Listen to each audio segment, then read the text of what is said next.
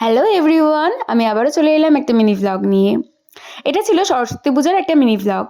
হ্যাঁ জানি অনেকটাই দেরি হয়ে গেল ভিডিওটা পোস্ট করতে, কিন্তু কি করব বলো তো, ভিডিওটা এডিট করাই হচ্ছিল না ঠিকঠাকভাবে। তো যাই হোক, সরস্বতী পুজোর দিন না আমাদের বাড়িতে ইলিশ পুজোটা রিচুয়াল থাকে। সকালবেলা বাড়িতে সরস্বতী মায়ের পুজো করে দেন এই পুজোটা করা হয়। দেখো এখানে কুলোর মধ্যে রেডি করা হচ্ছে একটা ইলিশ মাছ, তারপর বটি, একটা বেগুন আর হচ্ছে শিলনোড়া। এবার এটাকেই আমার ঠাম্মা পুজো করে নিচ্ছে। এটা না আমাদের ঘরে পুজো করে না, এটা বাড়ির বাইরেই পুজোটা করতে হয়। যাই হোক, পুজোটা কমপ্লিট করে ঠাম্মাই মাছটা কেটে ধুয়ে দিল। এখনো অব্দি আমার ঠাম্মা পারছে এগুলো করতে, তাই এই পুরনো যে রিচুয়ালগুলো আছে ঠাম্মাই করে, নেক্সট ডে হয়তো মা করবে। তারপর দেখি দেখো মা মশলাগুলো রেডি করে নিল।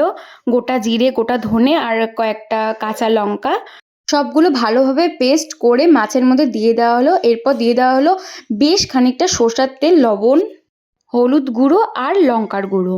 এবার সেই মাছগুলোর মধ্যে বেগুনটাও দিয়ে দিতে হবে, যেটা পূজায় ইউজ করা হয়েছিল, ওটা দিয়ে রান্না হবে। ভালোভাবে সব মশলা দিয়ে মাখিয়ে নিতে হবে।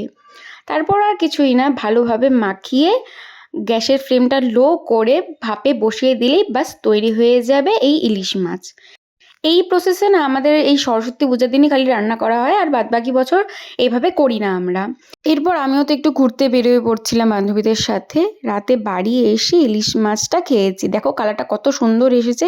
এটা খেতে না দারুণ লাগে, মানে একটা অন্য রকমই টেস্ট পাওয়া যায়। কার কার বাড়িতে এই রিচুয়ালটা আছে আমাকে জানিও। আর ভিডিওটা কেমন লাগলো সেটাও বলো।